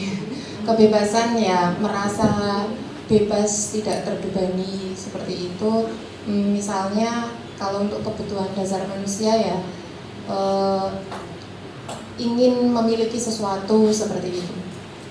Ingin memiliki sesuatu, bisa ya, ingin memiliki sesuatu. Mungkin bisa untuk kebebasan seorang murid, seorang anak itu misalkan pada saat belajar kadang ada yang ini ya, misalkan Bu Reni ceramah, kan bosan ya, bosan ceramah terus, tidak ada metode yang lain dalam mengajar. Kok ceramah wae, kudu niki prakarya iki bisa untuk praktek. Nah, praktek itu. Nah, dia merasa pada saat saya ceramah itu misalkan suatu saat saya ceramah terus kokean ceramah, dia malah gambar-gambar.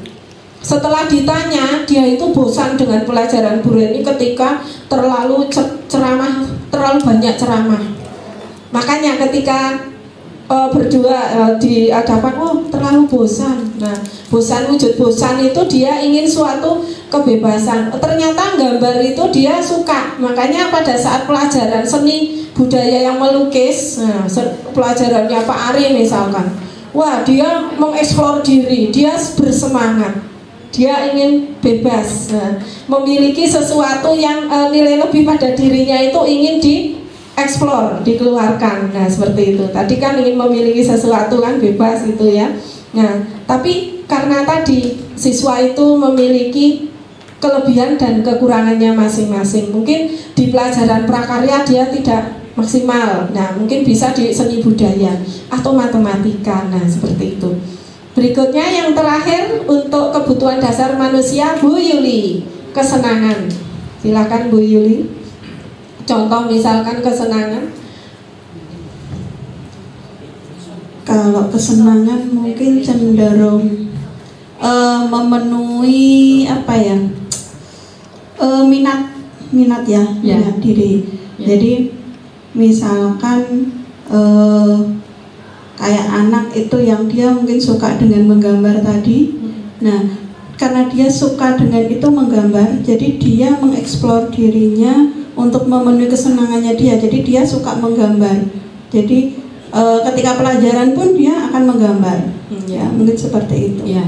Mungkin ketika di pelajaran prakarya itu mendesain suatu kerajinan itu bisa diaplikasikan ke arah itu, diarahkan ke itu. Dalam diskusi ya mungkin ya itu ya Bu, atau dalam pelajaran jenengan mungkin di kimia itu nanti mendesain misalkan komik ya, kimia, komik bisa komik kimia. Nah, itu dari kebutuhan dasar manusia. Nanti subtema selanjutnya nanti akan disampaikan oleh Pak Agung Budi terkait 5 posisi kontrol. Tadi kelanjutan juga dengan materi yang sebelumnya, 5 posisi kontrol. Ya, silakan Pak Agung pakai ini atau pakai flipchart.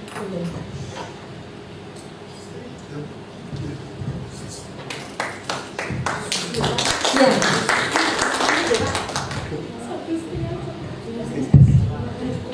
Ya cukup, oke. Sedikit aja nih. Paling nggak 20 menit aja nih. Oke, terima kasih Bu Ainun dan Bu Reni. Tadi sudah kita bahas adanya keyakinan kelas, dan selanjutnya ini adanya posisi kontrol. Nantinya posisi kontrol itu sama seperti halnya kita itu sebagai, apakah kita itu sebagai penghukum, sebagai pembuat orang merasa bersalah, sebagai teman, sebagai pemantau, atau sebagai manajer. Nah ini, jadi Bapak Ibu guru semuanya mungkin sudah memberikan peran. Apakah peran itu sudah sesuai atau belum? Nanti akan kita cek. Yang pertama di bagian identitas gagal, ya ini bisa dikatakan gagal jika itu menghindari hukuman. Ya di sana ada sebagai penghukum dan pembuat orang merasa bersalah. Nah di sini ada bagaimana guru itu berbuat dan bagaimana guru itu berkata sehingga mendapatkan hasilnya, dan juga kaitannya dengan dunia berkualitas.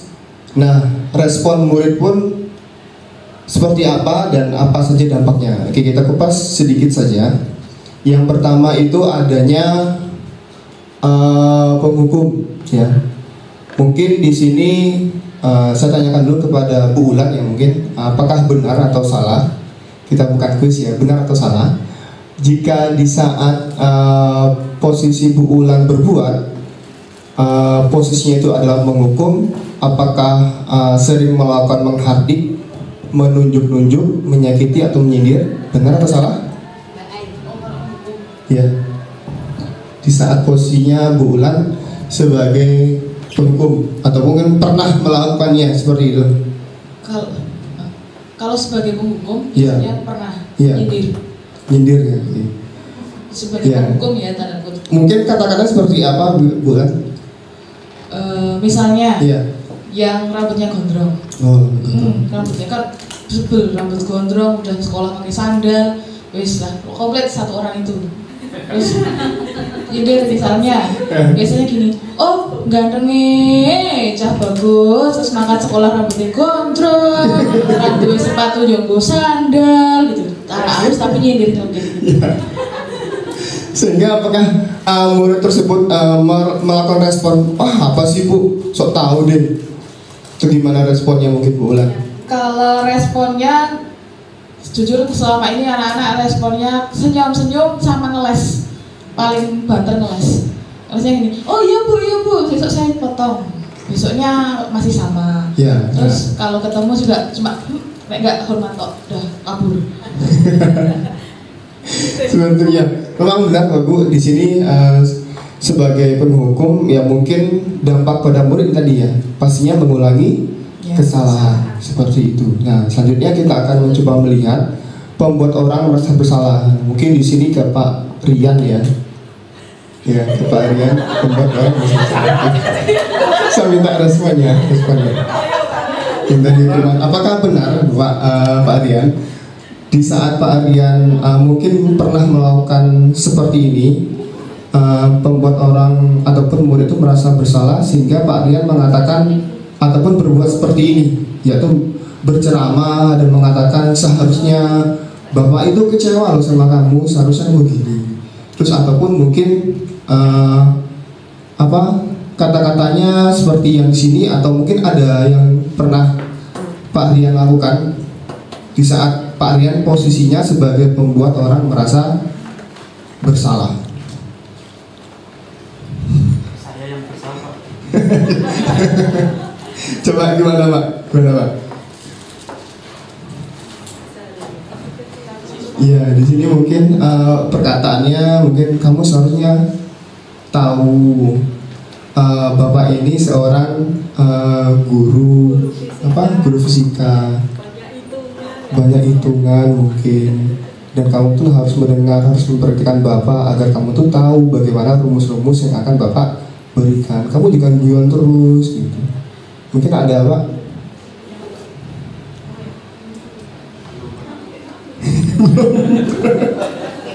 Belum pernah Pak. Ya. Ataupun pernah melakukannya atau berkata pun sekali belum pernah Pak? Belum. Oke. Ya mungkin malu-malu Pak ya, nggak apa-apa sih Pak. Ya intinya seperti itu ya Bapak Ibu di sini posisi membuat orang merasa bersalah itu membuat murid itu meletakkan guru di dalam dunia beraktivitas, dan sehingga murid itu berkata maafkan saya, ataupun mungkin ada dampaknya merasa rendah diri. Selanjutnya, nah ini identitas berhasil atau sukses, ini mengharapkan imbalan atau ketergantungan kepada orang lain. Nah ini biasanya sering terjadi di saat murid-murid sering bertemu dengan kita, sering berinteraksi dengan kita, sehingga seakan-akan murid itu merasa wah ini adalah teman saya ataupun nantinya sebagai pemantau. Mungkin Bu Aya ada kesan-kesan dari sebagai teman, ini pasti ada Bu Aya nih. Karena kegiatannya Bu Aya ya mungkin contohnya ya dari aktivitas dengan anak-anak, terus sering bertemu, terus mungkin oh ya Bu bentar Bu ya, tak gini dulu gimana Bu, atau ada cerita lain dari Bu Aya? Ya, mungkin seperti itu. Seperti apa Bu Aya? Yang menganggap sebagai teman kita apa gimana Pak? Iya, sebagai teman. Pernah dulu ketika saya bersamai anak-anak itu pentas untuk ada tari, ada juga yang musik. Karena sering latihan bareng, makan bareng, terus sering curhat-curhatan juga. Nah, itu mungkin ketika itu di luar sekolah ya Pak. Ketika di sekolah pun terbawa. Jadi ketika pelajaran atau ketika sedang ekstrakurikuler, itu perlakuan anak masih sama seperti itu. Jadi kadang, Bu bentar ya Bu, tak sholat dulu. Bu bentar Bu, tak makan dulu, gitu. Seperti itu aja. Padahal peraturan yang di luar itu pasti berbeda dengan peraturan yang di dalam. Saya juga pernah, dulunya saya juga pernah privat ya di beberapa murid di SMP, dan tiba-tiba di sekolah di SMA 1 pun juga mereka merasa, Mas, kok ajar di sini sih? Di sini tuh SMA, beda di luar. Makanya tak sampaikan juga agar mereka tidak kelewatan batas. Jadi, ya, saya juga kaget, Mas ngapain sih di sini? Ya intinya di sini murid-murid itu merasa bahwa mereka bapak ibu guru itu adalah teman mereka dan mungkin bisa diajak kemana-mana. Tapi di sini juga berdampak pada lemahnya dan tidak mandirinya siswa dan masih adanya ketergantungan. Selanjutnya pemantau yaitu menghitung dan mengukur sehingga guru berkata apa peraturannya, padahal peraturan tersebut sudah disampaikan. Sehingga sehingga di sini guru itu hanya melihat bagaimana siswa itu bisa mempraktekannya. Dan di sini juga efeknya murid berkata berapa banyak bintang yang saya harus peroleh, dan juga mungkin berapa halaman yang harus saya tulis. Ini hanya sebagai pemantau, sehingga dampak pada murid menitik beratkan pada sanksi atau hadiah untuk dirinya. Nah di sini sebagai pemantau pun juga efeknya sangat ya ini ya, ada sanksi ataupun hadiah jika dia tidak melakukan secara benar. Selanjutnya, nah ini identitas berhasil atau sukses. Mungkin di sini harapannya Bapak Ibu bisa menempatkan di posisi sebagai manajer, menghargai diri sendiri. Di sini guru itu seakan-akan membuat sebuah pertanyaan ataupun mengajukan pertanyaan-pertanyaan agar nantinya bisa mengidentifikasinya dalam segitiga institusi yang nanti akan kita bahas, dan juga apa yang diyakini siswa tersebut, apakah dia bisa memperbaiki masalah atau masih belum paham dengan keyakinan kelas yang sudah disampaikan oleh Bu Rin tadi. Dan juga hasilnya itu dapat menguatkan pribadi. Nah, di sini pun juga memberikan dampak pada murid. Dengan sendirinya murid itu mengevaluasi diri bagaimana cara memperbaiki diri. Next. Nah, di sini pernyataannya saya kecewa sekali dengan kamu. Berarti ini membuat orang tersebut merasa bersalah. Selanjutnya pernyataan yang kedua adanya kamu tidak pernah benar melakukannya, berarti di sini yang mengatakan adalah sebagai penghukum. Ini mungkin masih ke tahap yang belum disarankan ataupun dianjurkan, dan ya ayolah lakukan demi ibu bapak. Biasanya ini ya, pada saat jam ulangan ya, pada saat jam ulangan anak-anak tersebut berkata, Pak, mbok jangan sekarang ulangannya, besok aja Pak ya, ini kita belum ini ya itu intinya ya, setidaknya kita bisa memberikan pemahaman pada murid dengan halus maksudnya. Jadi sebisa mungkin nanti anak-anak itu paham sebenarnya tujuan kita memberikan ulangan itu tidak hanya penilaian tapi pemahaman konsep ataupun materi. Selanjutnya, apakah kamu mau mendapatkan stiker bintang hari ini? Nah ini sebagai pemantau ya. Dan ini yang selanjutnya, bagaimana kamu bisa menyelesaikan masalah ini? Ini sebagai manajer menyerahkan semua permasalahan ataupun semua problem kepada murid, nantinya kita identifikasi agar nantinya apa yang menjadi permasalahan dari siswa itu bisa membuat murid itu sadar bahwa keyakinan kelas itu sudah diterapkan. Dan selanjutnya ini penghukum. Selanjutnya next. Nah, bergerak antara peraturan, pemantau, konsekuensi atau hadiah sehingga mendapatkan nilai manajer dan bisa memperbaikinya. Ini sudah tadi, next Bu. Nah mungkin video tadi Bu, video di drive WA. Ada sedikit video.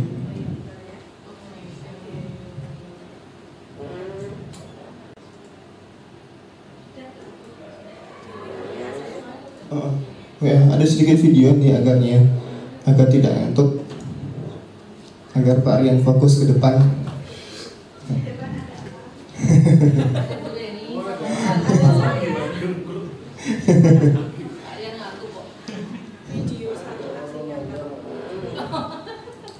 Demonstrasi konseptual.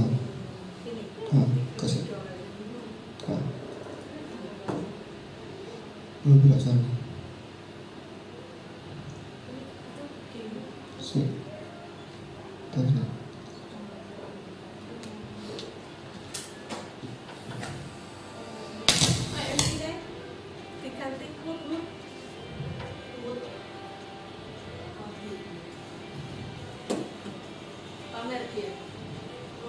Sebentar, ini kasus yang di sini aja, yang di videonya aja. Mungkin kita akan lihat videonya. Sini, geser ya. Geser.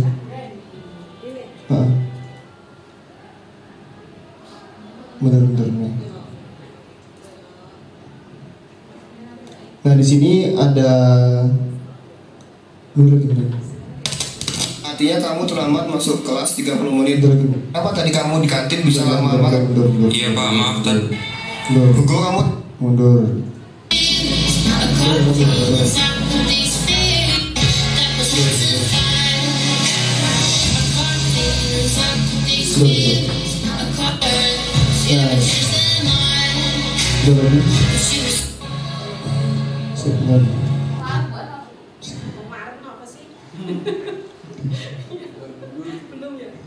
Belum.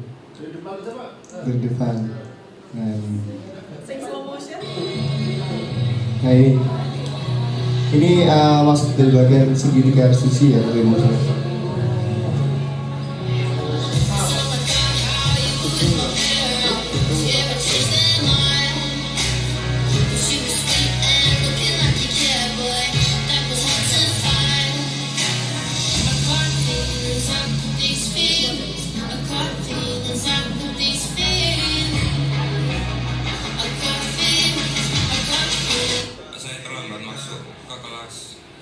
Iya, Hugo, kamu dari mana? Saya dari kantin, Pak. Hugo, kamu tahu kan waktu istirahat dari jam berapa sampai jam berapa? Iya, Pak, tahu. Sekarang jam berapa? Jam 12. Iya, artinya kamu terlambat masuk kelas 30 menit. Oh iya, kenapa tadi kamu di kantin bisa lama banget? Iya, Pak, maaf tadi setelah sholat saya ngobrol terlebih dahulu dengan teman, kemudian baru ke kantin. Waktu di kantin karena lapar, belum sarapan, saya pesan makanan agak banyak Pak. Iya sudah, tidak apa-apa. Kamu bukan satu-satunya yang melakukan ini. Oh iya Bu, kira-kira apa yang kamu lakukan itu melanggar keyakinan kelas atau tidak? Iya Pak, saya sudah melanggarnya. Kira-kira keyakinan apa yang kamu langgar? Kedisiplinan Pak.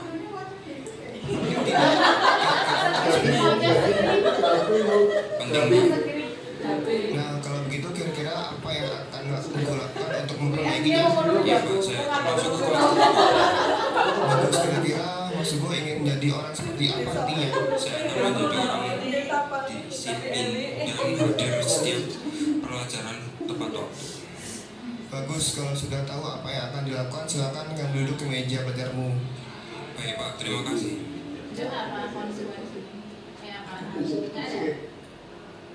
Oke, di sini sebenarnya Mas Hugo ini itu sebenarnya sudah lama saya pantau, Pak. Sudah lama saya pantau ya.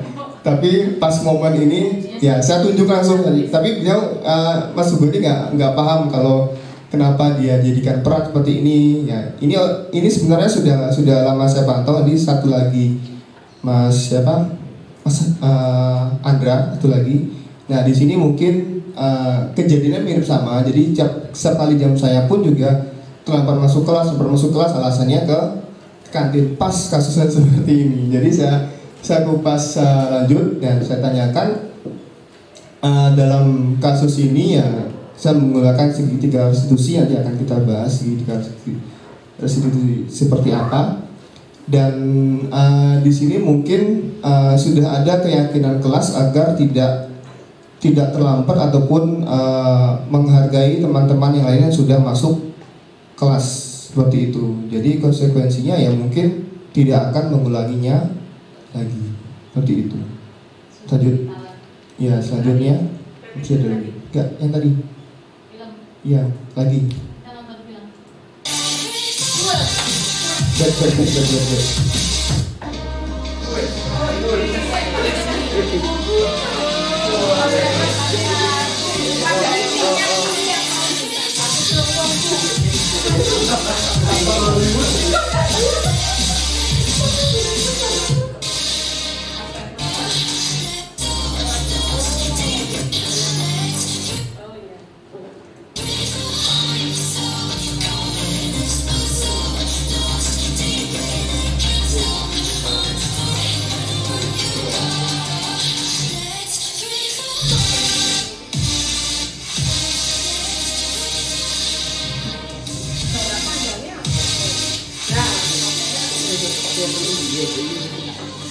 Langsung ke atas lagi. Benar pasti sakit.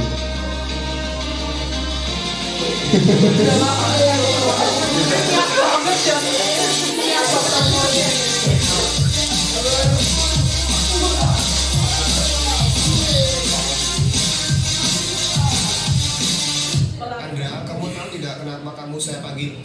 Tidak Pak, kenapa ya Bapak panggil saya? Tadi waktu saya berjalan ke kelas, saya melihat kamu buang sampah sembarangan. Padahal di depan kamu sudah disediakan tempat sampah. Iya Pak, saya bersama. Masuk, Pak, ya? Iya, tidak apa-apa. Semua orang pernah melakukan kesalahan. Saya tidak serta-merta ingin mencari kesalahan kamu. Iya Pak. Oh iya, kenapa tadi kamu buang sampah sembarangan? Padahal di depan kamu sudah ada tempat sampah. Mohon maaf Pak, saya tadi buru-buru dan saya refleks buang sampah sembarangan. Coba kamu ingat kembali keyakinan sekolah kita sebagai sekolah adiwiyata tingkat nasional. Iya Pak, menjaga lingkungan dengan tidak membuang sampah sembarangan. Bagus, kalau kamu sudah paham, lain kali kamu buang sampah di tempatnya ya. Baik Pak. Kira-kira apa yang akan kamu lakukan untuk memperbaiki kesalahanmu? Saya akan melihat sampah saya yang tadi saya buang, jika belum dimasukkan di tempat sampah akan saya masukkan. Nah, ini baru keren. Iya Pak, terima kasih, saya jadi malu. Ya sudah, silakan kamu bisa kembali ke kelasmu. Sebentar lagi sudah mau habis jam istirahat. Baik Pak, sekali lagi terima kasih. Boardingnya nggak ada boarding. Nama saya Fadil Gusi Suratama, kelas 10A dari SMA Negeri 1. Di sini saya menyampaikan pendapat saya tentang penerapan proses pembelajaran Ya, ini klarifikasi. Pembelajaran cukup efektif karena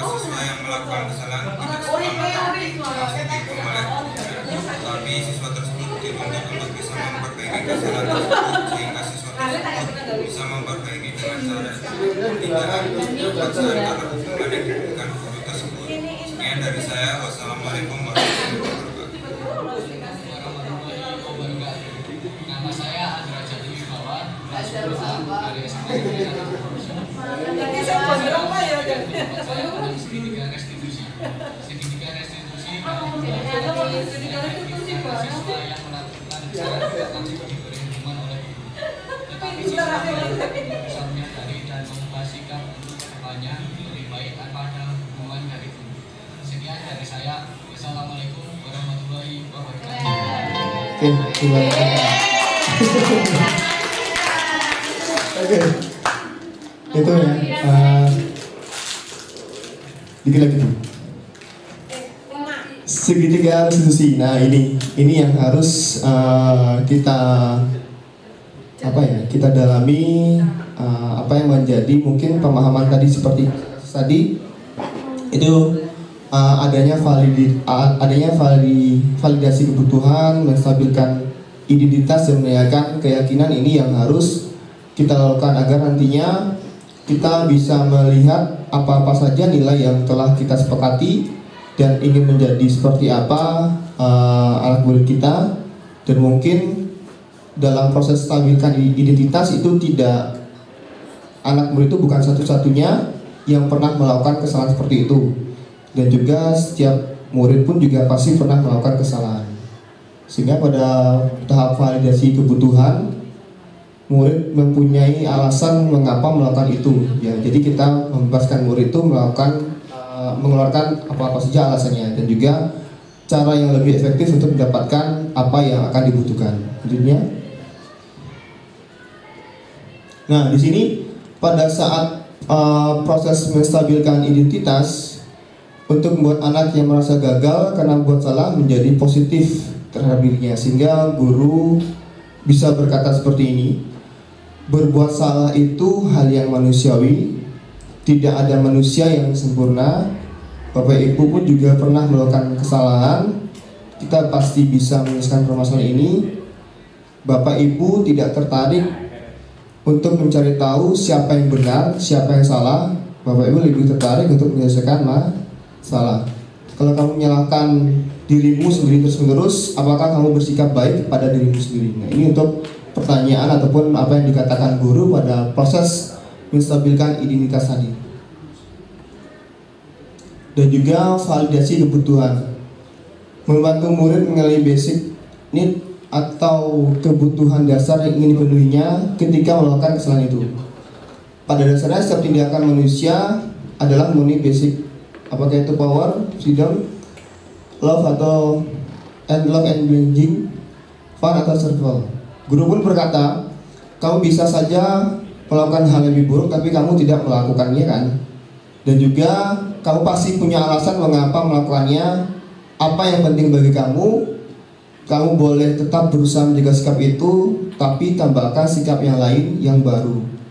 Maukah kamu belajar cara lain untuk mendapatkan yang kamu butuhkan tanpa harus memukul? Apakah kamu bisa melakukan dengan lebih baik besok lagi? Ini yang kasusnya. Ya, keyakinan. Ini yang menanyakan keyakinan. Nah, di sini setelah tahap yang kedua tadi, kita harus menanyakan keyakinan apa nilai yang kita percaya di kelas atau sekolah kita. Tadi sudah disampaikan ini apa itu keyakinan. Nilai universal apa yang telah kita sepakati, kelas yang ideal itu seperti apa, dan kamu ingin jadi anak seperti apa selanjutnya. Oke, next Bu Reni. Nah, selanjutnya intervensilah murid itu selama 30 detik agar nantinya pertanyaan yang agar nantinya murid kembali ke tujuan semula dengan cukup singkat dan dengan cara non konfrontatif. Itu. Yang pertama, apakah kamu ingin berbuat lebih baik? Ini pertanyaan-pertanyaannya ya, Bapak Ibu. Apakah saat ini kamu sedang menjadi orang yang sedang kamu inginkan? Apakah kamu bisa mengubah kegiatan atau perilaku kamu saat ini? Apakah wajar membuat kesalahan? Bisakah kita memperbaikinya? Apa yang kamu lakukan saat ini sudah sesuai? Kapan kamu siap untuk memulainya? seperti apa, dan sepertinya kamu punya masalah, saya bisa bantu apa. Saat ini kamu seharusnya berbuat apa yang bisa saya bantu agar kamu bisa melakukannya. Apakah saya bisa bantu kamu agar dapat segera mulai? Apakah tugas kamu saat ini? Bagaimana kamu ingin diperlakukan pada kegiatan ini? Bisakah kamu melakukannya? Apa yang kamu inginkan, peraturannya apa? Ini yang dilakukan selama 30 detik. Dan contoh pertanyaannya seperti ini. Next. Nah, refleksi semuanya. Oke, mungkin dari Bapak Ibu dari materi pertama sampai tadi, kira-kira sejauh mana Bapak Ibu nantinya akan bisa menerapkan bagian dari materi ini kepada peserta didik kita ataupun siswa kita. Mungkin Pak Abri.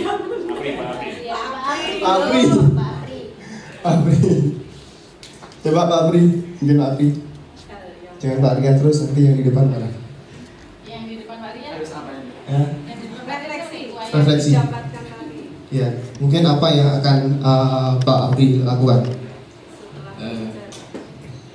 Oke, setelah saya menyimak paparan yang dilakukan tadi, saya tuh jadi sadar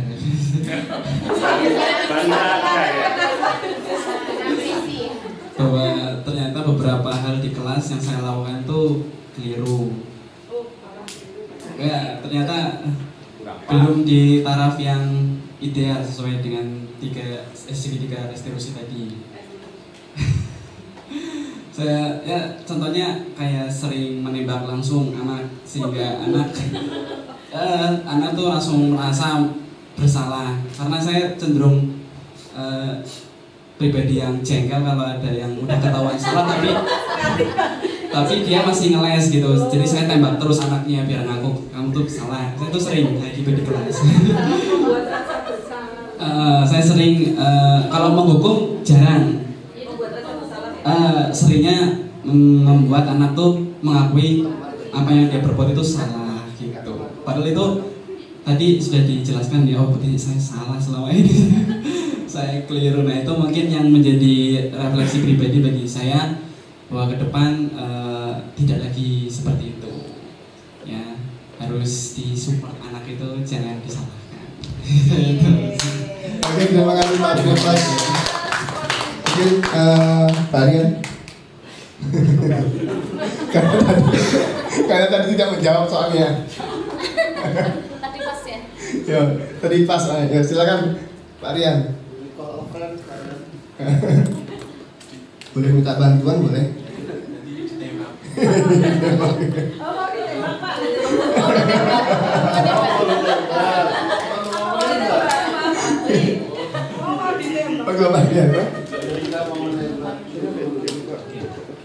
Mungkin biar cepat ya. Jadi hampir sama ya seperti yang disampaikan oleh Pak Abri tadi.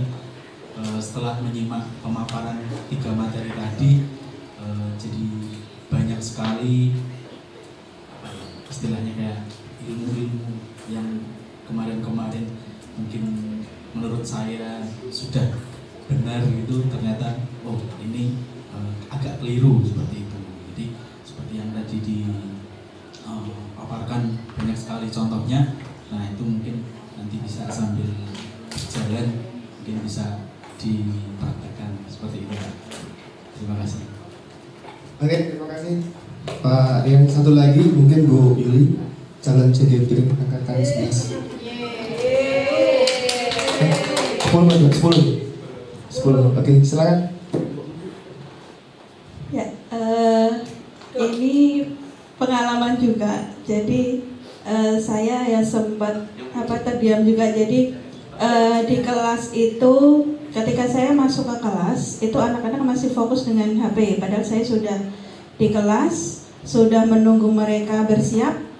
Nah, pada saat itu kemudian beberapa waktu kemudian ketua kelas itu dia menyiapkan kelasnya. tapi dia posisinya itu juga tidak siap gitu. Jadi dia masih mengaktifkan HP. Nah, seperti akhirnya kan, udah silakan HP-nya dimasukkan semua gitu. Kemudian saya mulai menjelaskan, masih ada beberapa anak itu masih saya peringatkan lagi. Kalau masih menggunakan HP, nanti HP saya ambil begitu. Ya. Kemudian saya mulai menjelaskan di tengah-tengah. Nah, saya masih mengamati ada satu anak di belakang. Dia menulis tapi sambil melihat HP. Jadi saya sudah meminta untuk memasukkan. Nah, tanpa saya berkata-kata, saya langsung berjalan sambil menjelaskan sambil ke arah si anak itu. Kemudian saya minta HP-nya, dia berikan. Kemudian setelah selesai pembelajaran, HP itu saya berikan ke anak. Nah, si anak itu, "Wong tadi saya nganu kok Bu, menulis kok Bu." Di HP itu dia menulis di papan tulis. Jadi karena dia berada di belakang, tidak jelas. Nah, dia foto, kemudian dia menulisnya dengan melihat HP. Nah, itu saat itu saya terdiam. Oh iya ya, kenapa saya tidak konfirmasi dulu? Ya, jadi itu pengalaman saya juga bahwa kita jangan menjustis anak gitu. Nah, jadi kita harus tanya dulu, kita harus menggali informasi dulu yang dia lakukan itu apa gitu. Ya, itu pengalaman saya, mungkin ya sebagai apa ya untuk saya refleksi diri bahwa saya harus lebih mendengarkan anak, gitu aja. Oke, terima kasih Bu Yuli. Oke, sudah cukup. Ya, tadi ya yang disampaikan Bu Yuli pun juga awalnya juga itu ya, saya juga sama. Awal juga saya belum tahu bagaimana caranya menstabilkan identitas, bagaimana caranya validasi tindakan, bagaimana caranya meyakinkan anak itu terhadap keyakinan kelas. Tapi setelah beberapa akhir ini, sebelum adanya modul ini, tapi saya baca-baca juga, saya juga belajar juga dari Bu Lucy ya kemarin itu, wah seperti ini ya Bu Lucy. Jadi saya langsung, saya rubah deh polanya, jangan kebalik. Jadi jangan menjudge anak itu terlebih dahulu, tapi kita validasi dulu, terus stabilkan identitas. Jadi seperti itu. Jadi enak kan ya, karena mungkin anak-anak zaman sekarang itu agak berbeda ya Bu ya, polanya dengan yang dulu, seperti itu. Mungkin itu saja Bu Ainun, ada tambahan? Bu Rini? Tidak. Oke, terima kasih Bapak Ibu semuanya atas perhatiannya dan atas waktunya.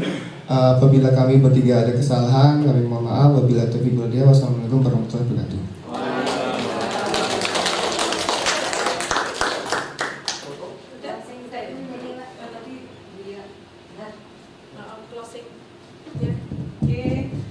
Terima kasih Bapak Ibu semuanya. Tadi setelah acara agenda kita terakhir adalah closing.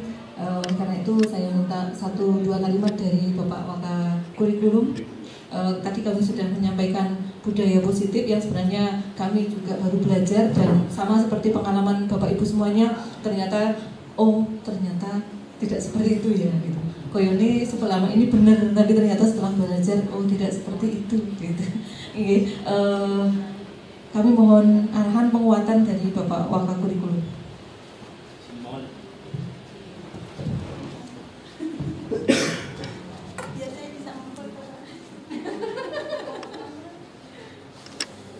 Bu Yulia.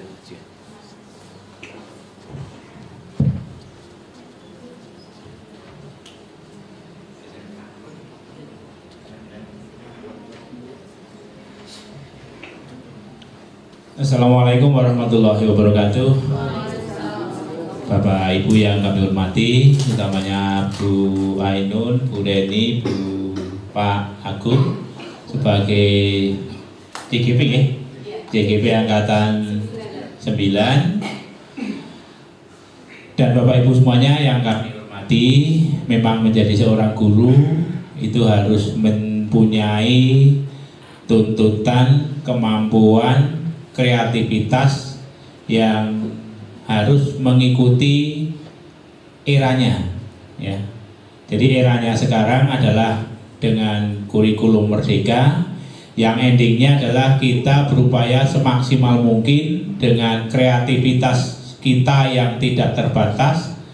Silahkan kembangkan apa yang dimiliki Bapak Ibu, dengan endingnya adalah kita bisa menyampaikan ilmu yang kita miliki kepada siswa dengan penuh kesadaran siswa, penuh tanggung jawab siswa bahwa itu memang yang harus dikuasai oleh siswa. Jadi kami berharap dengan budaya positif yang sudah disampaikan oleh teman-teman kita CGP Angkatan 9, dan nanti saya yakin insya Allah akan diikuti oleh Bapak Ibu yang lebih muda, karena sebetulnya secara pribadi sebetulnya kami yang tua ini juga ingin ikut, tetapi karena keterbatasan usia maka tidak bisa untuk mendaftarkan. Jadi kami berharap untuk kami yang lebih tua itu hanya bisa memotivasi. Silakan ikuti perkembangan kurikulum yang ada dengan berbagai pernak-perniknya yang ada. Intinya kuatkan Bapak Ibu dalam profesi sebagai guru dengan kemampuan maksimal yang Bapak Ibu miliki, dan upayakan kembangkan. Bapak Ibu CGP ini bisa menjadi motor atau motivasi bagi Bapak Ibu, dan juga mungkin Bapak Ibu guru yang lain yang sudah lolos sebagai guru penggerak.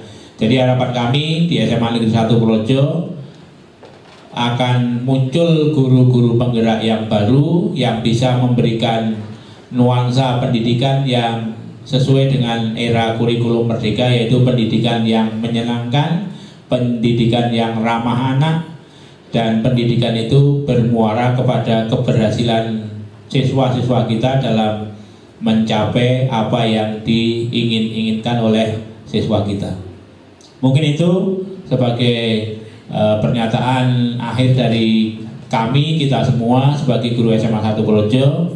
Tingkatkan profesional Bapak Ibu dengan berbagai cara yang ada. Terima kasih. Assalamualaikum warahmatullahi wabarakatuh.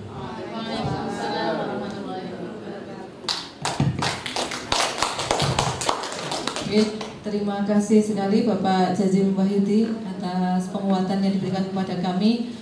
Kemudian sekali lagi terima kasih kepada Bapak Ibu semuanya yang meluangkan waktu untuk bersama-sama dengan kami belajar di ruangan ini. Mohon maaf Bapak Ibu menjadi tertunda kontur beberapa saat. Sebelum kontur mohon Bapak Ibu berkenan untuk berfoto dulu bersama kami di ruangan ini. Namun sebelumnya saya tutup dulu. Terima kasih. Mohon maaf apabila kami bertiga banyak kekurangan selama menyampaikan kegiatan pada sore hari ini. Billahi taufiq wal hidayah. Assalamualaikum warahmatullahi wabarakatuh. Ayo.